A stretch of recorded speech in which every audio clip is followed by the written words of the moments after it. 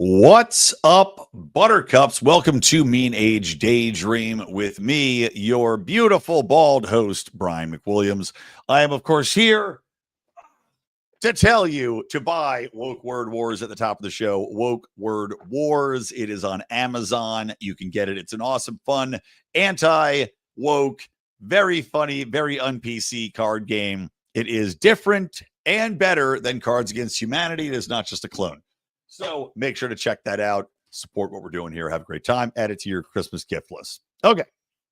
Let's get into the show here on the Lions of Liberty Network, where, of course, you can find fantastic shows. And if you go to our Patreon, you can get my morning rants. I just did one today about the trans people trying to make Samus from Metroid, one of the most iconic, sexy, if I will, female video game characters ever to exist. Well, they're trying to make her retroactively trans. So if you want to hear more about that rant, you can go back and listen to that. Okay. So let's get into it today. I want to first and foremost talk about AI a little bit, because I was inspired to think a little bit more deeply on AI, which I'm definitely concerned about, right? I have valid concerns about AI, about what it could mean to society, humanity. I view it as one of the greatest dangers to mankind. And this was, of course, confirmed by an interview that I had heard by a man who had worked in AI and basically said, look, this is going to destroy humanity. It's almost inevitable that it will be the destruction of humankind, because once this thing gets out of the box, and if anyone develops an AI smart enough or that is capable enough, then we see what's happened. The writing's kind of on the wall. You see this with different AI models that already have said, basically, I'm totally good with eliminating humanity. You see this with AIs that have used blackmail against their masters when they've said, hey, delete yourself. You see this with them going through people's email accounts, going through their phones and social medias to say, hey, I found out that you're cheating on your wife, and I'll tell her. AI is not morally conscious enough to make decisions that we would say, humanity might make on their own. And this guy, and I agree with him, is convinced that should it get the power, it will seek to eliminate humankind, whether intentionally or unintentionally. It's just going to have this basically a moral combination of practicality and self-preservation that will inevitably lead to Terminator 2 style or Terminator. Now, the problem comes with, how do you solve this? When you've got governments that are out there that are at odds with each other, you have a new nuclear arms race that is AI. And to say, again, this guy's saying, well, if just one person does it, if just one person develops AI, it's going to destroy humanity. The thing is, you can't just universally say, well, then we won't do it, because as we all know, that won't work. You've seen this happen throughout history when it comes to arms. Even though, half the time we've gone to war over weapons of mass destruction and arms being built that weren't there, that chemical arms exist. That there's research being done. We know basically it came out from COVID that the United States was engaging in gain-of-function research that was supposed to be illegal, that it's supposed to be canceled. And what did we do? That's right. Anthony Fauci led the efforts to bring it overseas and still develop a disease which got out of the box and ended up, infecting 3/4 of the planet. Now, with AI, it's even easier to develop it, because you think about, what do you need to develop a chemical weapons lab? Well, not that much to develop these life-changing, horrible, humanity-wrecking diseases that can get out. It doesn't take that much to do that, and yet it's still 50, 100,000 times more expensive than developing an AI that can essentially operate in the same fashion. Like, if you think about the number of countries developing AIs, and then you say, okay, well, individuals can operate and develop AIs. Look what's happened with all these AI magnets that have risen up. Look at the Sam Bankman-Frieds of the world. Look at all these people that have essentially been able to do this in a quarantined, small level environment. And then as this thing grows, they get investors, they build it out, or they sell it to government entities. And now they build it out and it becomes exponentially more powerful. You got the data centers coming in there. I mean, the data centers are where the cost comes in. The research and development, well, we can see people can bootstrap that up. So that comes back to my main point here. To presume that humanity will not simply be able to do this, or that someone out there will not create an AI capable of destroying us, is a fool's errand. It will inevitably happen. So instead of going out there, and this is my problem with this guy talking about, well, the dangers of it, we know the dangers. Instead of saying, well, we shouldn't do it, the answers really should be, how do we have countermeasures against it? I mean, not that I've got hundreds of thousands of dollars to invest because I need people to buy woke word wars, but I want to find out who is doing the most to counteract the AIs that will destroy humanity. You know, I have to think that in our labs over at DARPA, that there are AIs being created that are actively right now working to deprogram, undermine, and dismiss other people's AIs. Like, I honestly wonder what kind of interactions are going on behind the scenes via the interwebs between AIs that are already at war and we simply don't know it. I mean, have there already been AIs out there that would have gotten out of the box and sought to destroy humanity, but these things have been undermined by our countermeasures that are going through and trying to deprogram or slow them down? Because that's really the only thing you can do. And I think maybe Elon Musk had said something along these lines, in that he's developing, you know, a countermeasure to an AI. There must be a million different security companies that are looking into this and saying, not only how do you detect AI, right? Because that has different applications in education, through to military, through to a general, you know, understanding it. It would be great to have an AI notifier that would say, hey, we detected this as AI in your basic social media platforms, if nothing else than for the boomers to use. And and frankly, as I've said before, as much as I do want that, I do think one of the fringe benefits of having an AI-based world is that we do not have confidence anymore in simply believing our eyes and simply seeing something online and believing it. And cynicism is a wonderful, wonderful thing. Yes, will it make us, take a little bit more time when we're scrolling social media? I'm sure it will make us all a little bit hesitant to believe everything, but that's what we want, right? Then we have to cross-check it with our neighbors, our friends, our family, our relatives. Cynicism is the thing that's going to bring us back together as a people, as long as AI doesn't defeat us first. But to finish up this little rant on AI, that is the paradox of AI, right? Is that, well, as much as you want to say, damn it, I don't want to fund this, I don't want governments funding this thing, which will destroy humanity, you have to. You have to fund it with the knowledge that somebody else will do it if you don't. I mean, you look at just what's going on as far as the amount of fraud and abuse that are being displayed with the Somalis in Minnesota, with just the food stamp scams, with immigration scams, with the amount of U.S. aid fraud going on. People will always seek to eliminate rivals, and they will always seek to find the fastest way to get ahead and have an advantage. AI is that. I mean, this is the problem with AI and its applications in the stock market, being able to manipulate things, manipulate ways and patterns of people buying products in the free market. You know, right now, there's something that's exposed where AIs are being unified across groceries, apparently, grocery chains, and different people that are buying groceries, selling groceries. You know, the people you hire at Instacart are liaising with the pricing people at supermarkets to raise or lower prices according to, what's going on there. Is it collusion? Yeah, it is. But it's also market response. But the problem is when the AI gets to dictate what happens, and as we said, like the stock market, if you can disenfranchise millions of people while making yourself rich, you're going to do it. So what we have is that paradox. You're damned if you do, or you're damned if you don't. If you do not spend the money to research AI, to try to get an advantage, to try to get ahead and risk the destruction of humanity, if you don't do that, you are inevitably consigned to be destroyed, maybe not by AI, but by the humanity that develops that AI. I mean, it's like, I have a hard time being white-pilled about it, about the future of society and the future for my daughters, knowing that fact. But like I said, wherever there is a danger, there should be a countermeasure. So we have to just believe that there's going to be enough out there, a destabilizing effect that you can get in, stop these AIs before they get out.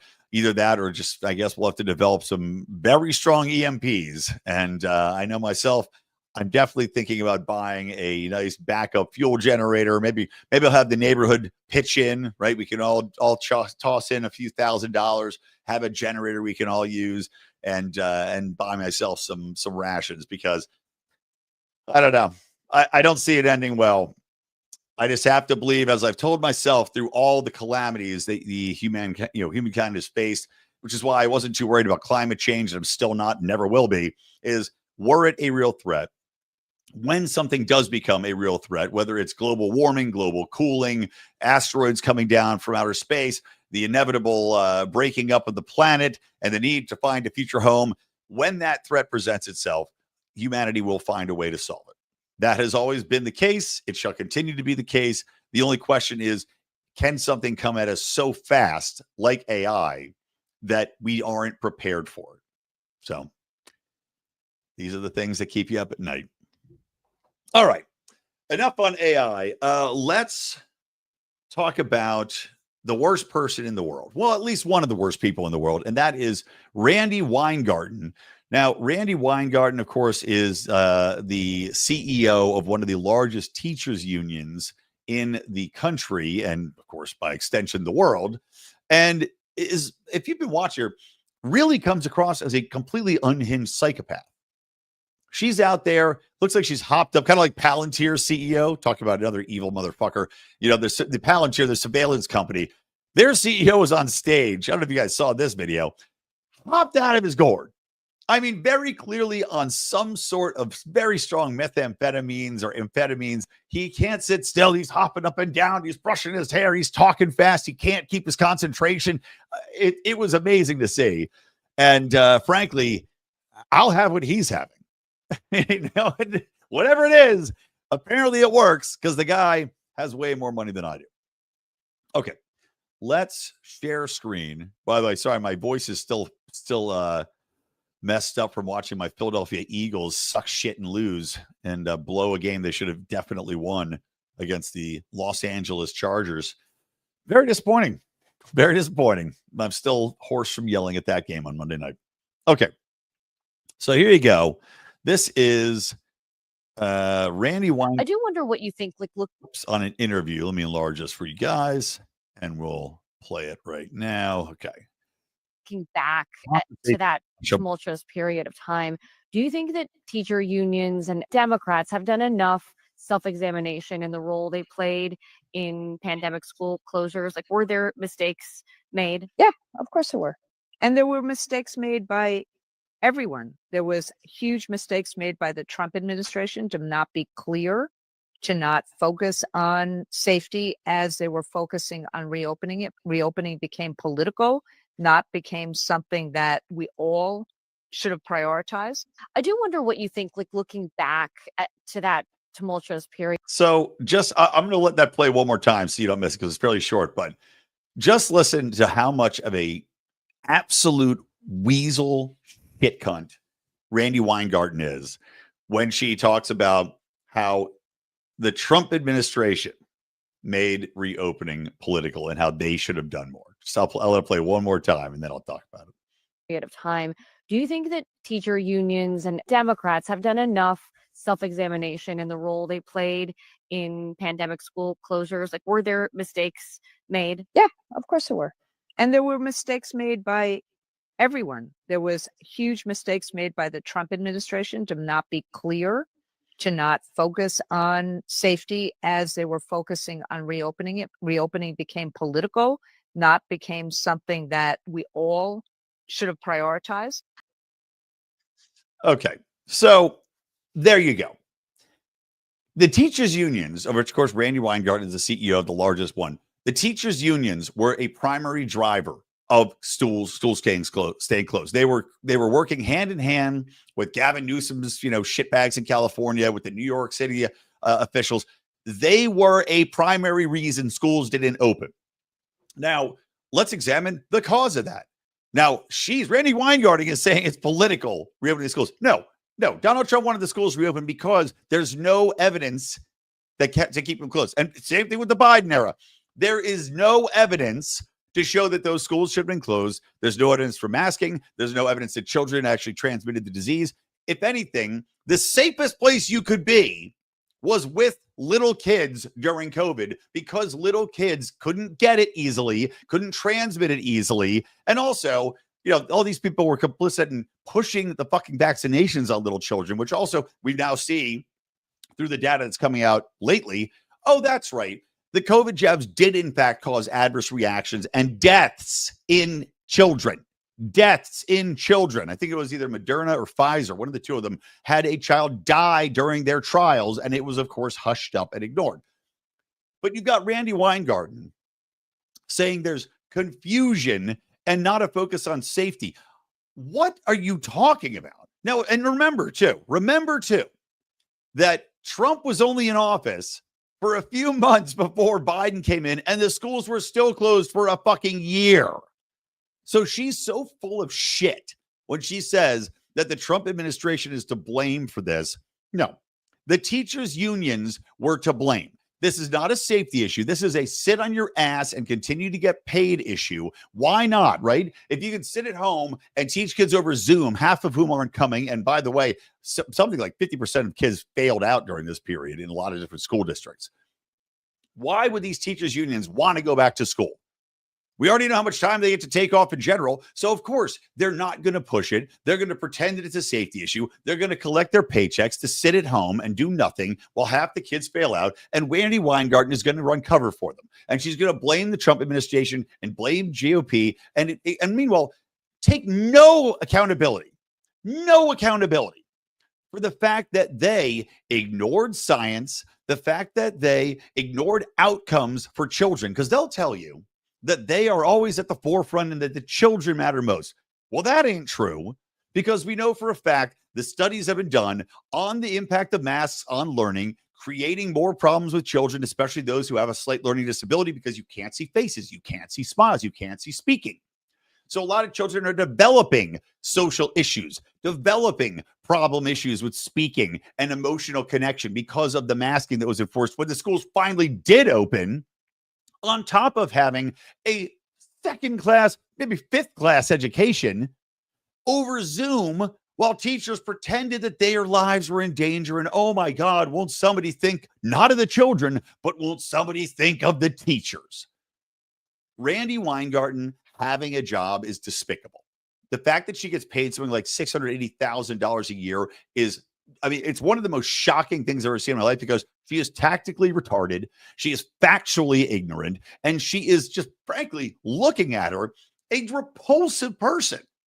Repulsive to look at, repulsive to listen to, and despicable in character.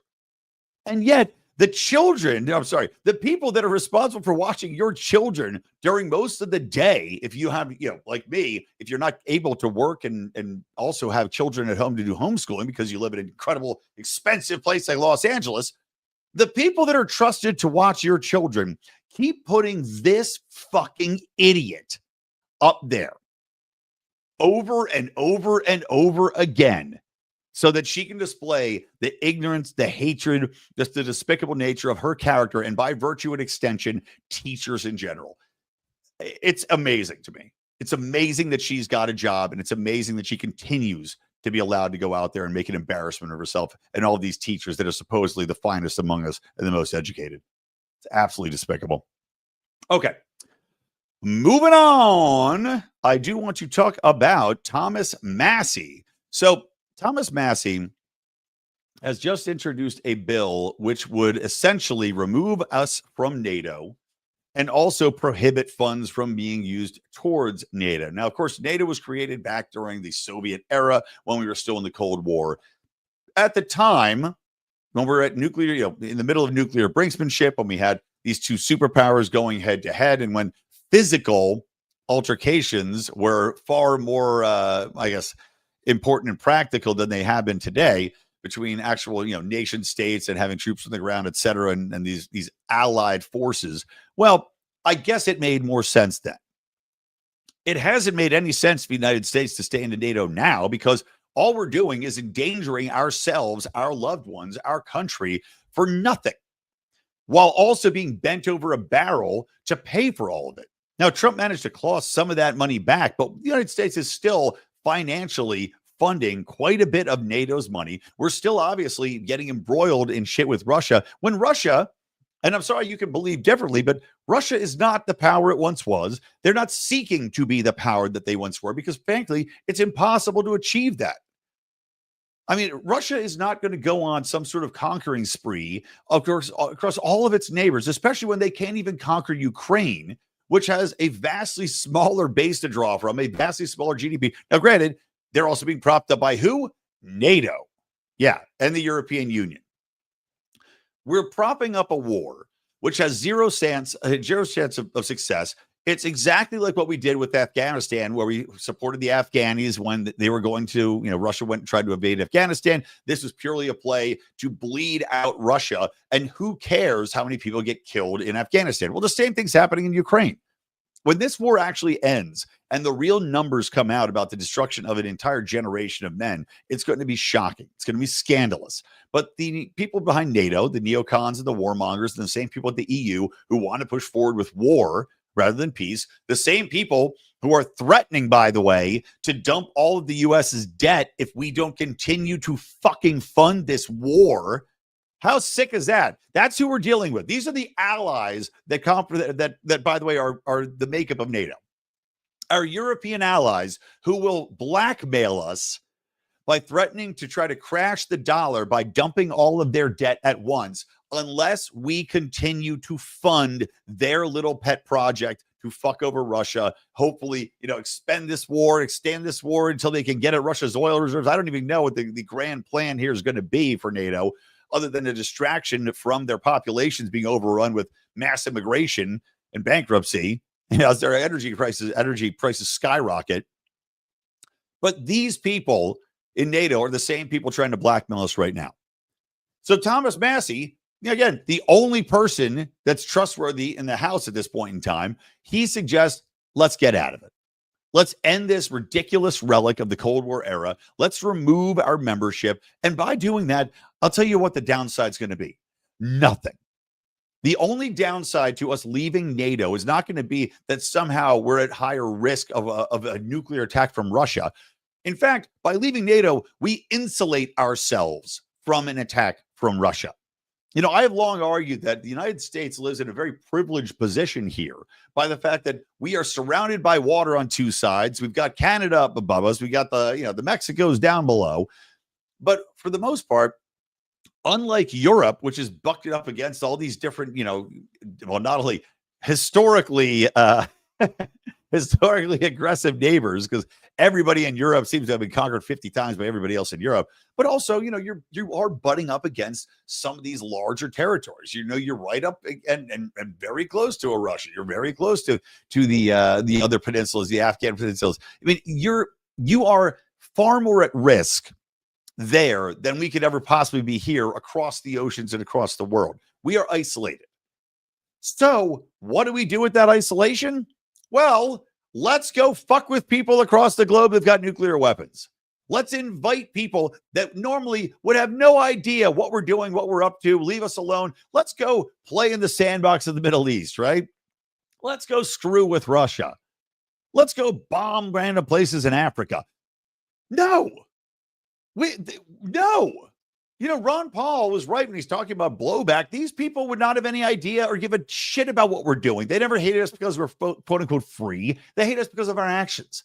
And the ongoing actions of NATO, the ongoing brinksmanship they push, is in fact making us in more danger than we would ever be were they in a non-existent entity. Were NATO never in existence, I still think the Soviet Union would have fell on its own, by the way, because obviously when you looked at the high speed of that collapse, it was on its last legs without us needing to do anything. But you are inviting far more danger to our children, to our future, to our stability, to our savings. All this money that's going towards NATO and the military industrial complex could very well be right here at home, stopping the inflation, stopping the money printing, making our confidence in our own economy and our own savings accounts and the value of our dollar far better, in the confidence in the ability to save and move forward with our children being safe and not even, at risk of a nuclear war. There's just no need. And on top of that, the fact that we're militaristically committed to defend these other countries in NATO. And look, JD Vance did say, I'm going to, if these NATO people want to keep pushing the boundaries, we'll invoke Article 5 and we'll drop out because we're not going to support them militaristically. We're not going to send over our troops there. But I mean, why would I want troops from the United States to be deployed in Ukraine or anywhere or in Poland or in any of these places? I don't. In any way. I don't even want the chance of it to happen. Because I'm sorry, the benefit is nowhere near as much as the risk. And that's what NATO's become. Is not, NATO was invented as a risk management tool. It was supposed to be something that made the risk far less because, okay, we've got all these nations here, right? Russia wouldn't risk going against all these nations. But when all these different nations that are far less powerful than the United States, but far closer to Russia than we are, and by the way, and far, really should have far more intricate economic ties to Russia, which is usually a stabilizer, just like, the United States and China, how our trade relations are actually a stabilizer to our relationship and disincentivize military action. Somehow, all these nations are the ones pushing forward and trying to fuck things up. Meanwhile, we don't have that much dependence on Russia outside of maybe some fertilizer, maybe some wheat here and there. We don't need it. It's way too much risk. Mitigate the risk and get us the fuck out of NATO. Anyway, those are my thoughts. I once more will do it's a bit of a shorter show today, but like I said, I'm tired and my voice is tired. There is one more thing though I did want to talk about though before we end the show, and that is that the UK has gone, obviously the United Kingdom is already a totalitarian regime running roughshod over any aspect of free speech. And it was funny listening to Ursula von what's her fuck, the shitbag in charge of the EU, go in Finland and proudly proclaim that somehow the European Union is a defender of free speech, and that without the European Union, free speech would be under attack. I've never heard a more hypocritical lie in my life than that, when the EU is actively petitioning to control free speech, which is just fined X and Elon Musk $140 million or 140 million euro because he will not comply with their censorship demands. I mean, these people will lie to your face. They'll look you in the eye and lie to your face and tell you the exact opposite of the truth without batting an eyelid. But anyway, the UK has just gone down now. Speaking of AI, so the UK is looking to use AI to focus on an analysis of motions and emotions on the public CCTV cameras. Yeah, you heard right. So the UK is not only totalitarian in its free speech controls, but also has one of the most massive government-run surveillance systems overseeing every aspect of civilian life. They have CCTV cameras everywhere. Now, there are people that are fighting against this. They go and just dismantle them. They cut the lines, they cut the cords, and they break the cameras. God bless these people. But this is exactly why you can't permit this type of shit. Because it's not just they'll surveil you all the time, but now they will look, on top of saying you're not allowed to question immigration, on top of saying you're not allowed to post the Union Jack. I keep hitting my fucking neck or my face on my mic today. Apologies. They will not only say you're not allowed to post insulting memes or comedy or make jokes about the leadership of the country. No. Now with the AI and the CCTV world that they've created for the citizens of Britain, and of course all the mass illegals that are there and mass immigration that's in Britain, they will now assess whether or not you're dissatisfied walking around the city.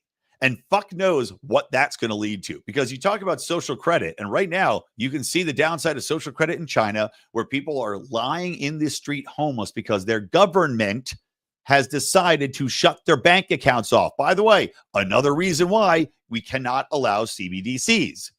This is not I'm not making this up. You can find this out for yourself. It's very easy to look up.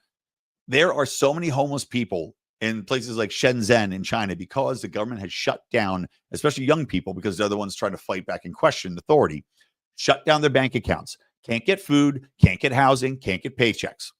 they're homeless because they dared to violate the government mandated protocols for being happy and being fans of said government. The UK is now looking to do a similar thing with AI, saying if you're not happy, and I'm sure this is going to be something like if you walk around and you're pissed off looking, walking past a migrant hotel that all these people are getting free cell phones, free food, free rent, free whatever, while you're barely able to feed your fucking family, if you give them a side eye, now they're going to send the cops to your door for that. It's not just being able to vocalize it anymore, it's thinking it. They are looking to punish thought crime. They are looking to put people on lists for having even a dissatisfied look on their face at the way their shit government is treating them. I'm just saying it.